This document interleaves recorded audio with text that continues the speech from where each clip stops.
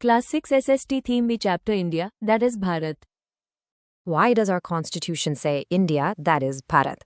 क्या आपने कभी सोचा है कि हमारे कॉन्स्टिट्यूशन यानी संविधान में ऐसा क्यों लिखा है? ये एक बहुत ही इंटरेस्टिंग क्वेश्चन है और इसका आंसर ढूंढने के लिए हमें हिस्ट्री में यानी इतिहास में थोड़ा पीछे जाना होगा। तो चलिए इस इन्वेस्टिगेशन को स्टार्ट करते हैं। Part 1 Names from Ancient India।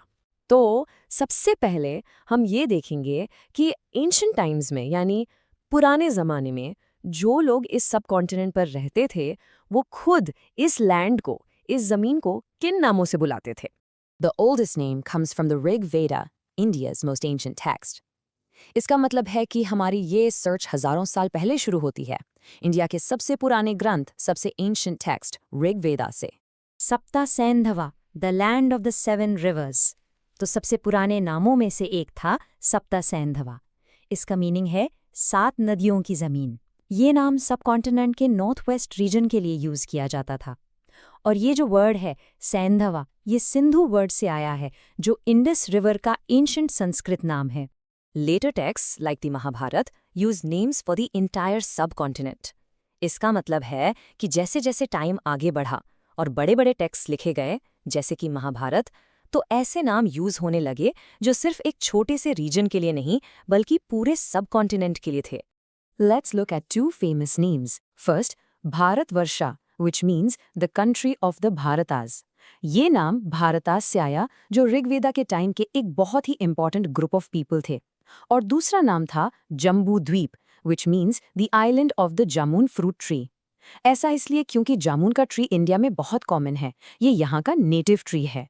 The country that lies north of the ocean and south of the snowy mountains is called Bharat. ये लाइन विष्णु पुराण से ली गई है। अब देखिए कितनी क्लियरली इस एंशिएंट टेक्स्ट में भारत की ज्योग्राफी को डिफाइन किया गया है। वो देश जो ओशन यानी समुद्र के नॉर्थ में है और स्नोई माउंटेन्स यानी बर्फीले पहाड़ों के साउथ में है, उसे भारत कहते हैं। तो सोचिए ये स्नोई माउंटेन्स कौन से हैं? Exactly, the Himalayas. Part 2, how the world named India. अभी तक हमने देखा कि इंडिया के अंदर इस लैंड को क्या कहते थे। अब आगे बढ़ते हैं और देखते हैं कि बाहर से आने वाले लोगों ने, जैसे विजिटर्स, ट्रेडर्स और इन्वेडर्स ने इस लैंड को क्या नाम दिए। Let's trace this interesting journey of a name. सबसे पहले स्टेप 1 सिंधु, जो कि एक संस्कृत वर्ड है इंडस रिवर के लिए। फिर स्टेप 2 हिंदू। जब पर्शियंस आए तो उनकी लैंग्वेज में एस का साउंड एच बन जाता है, तो सिंधु बन गया हिंदू। Next step 3 इंडोय। जब ग्रीक्स आए तो उनकी लैंग्वेज में एच साउंड साइलेंट होता है, तो उन्होंने एच को ड्रॉप कर दिया और हिंदू को इंडोय बोलने लगे। और लास्ट में स्टेप 4 इंडिया। इसी ग्रीक वर्ड इंडोय से आगे चलकर लैटिन और इंग्लिश में ये नाम इंडिया बन गया। What a journey for a single word, right? Let's look at some names for India from around the world. The Persians called it Hindu or Hindustan, the Greeks called it Indoy, और जो Chinese travelers आते थे वो इसे यिंटू कहते थे। उनका एक और नाम था तिएनजू।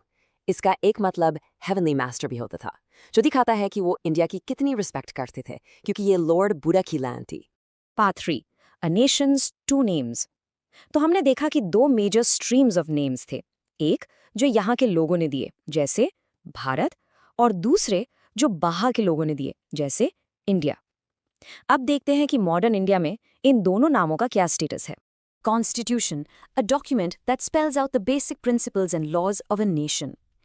इससे पहले कॉन्स्टिट्यूशन का मतलब समझ लेते हैं। सोच लीजिए कॉन्स्टिट्यूशन एक कंट्री की सबसे इंपॉर्टेंट रूल बुक जैसा होता है।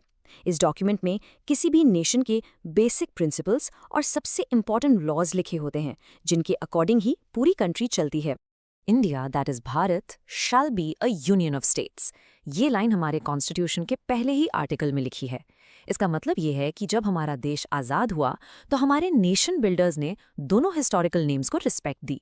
उन्होंने इंडिया नाम को भी रखा जो पूरी दुनिया में फेमस था, और भारत को भी जो हमारा अपना एंशिएंट पुराना नाम है।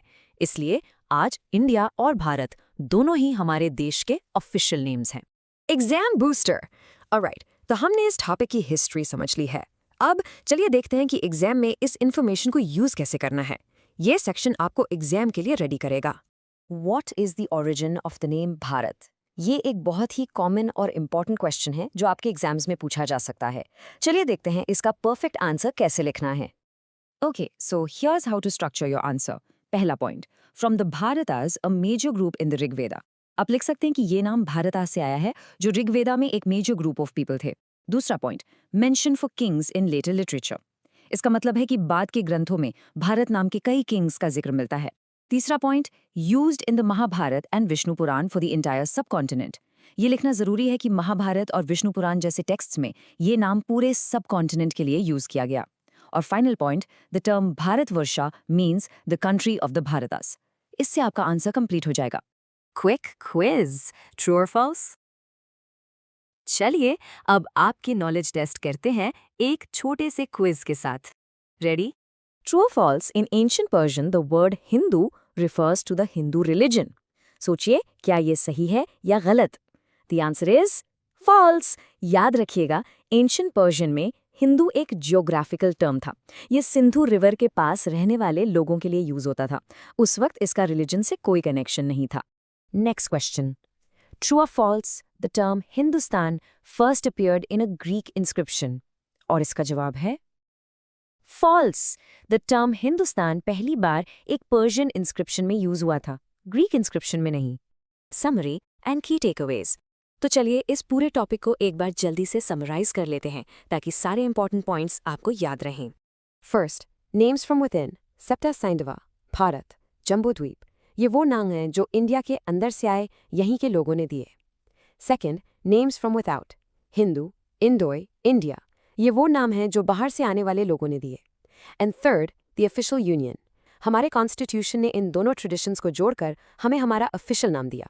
A country's name tells a story of its people and how the world saw it.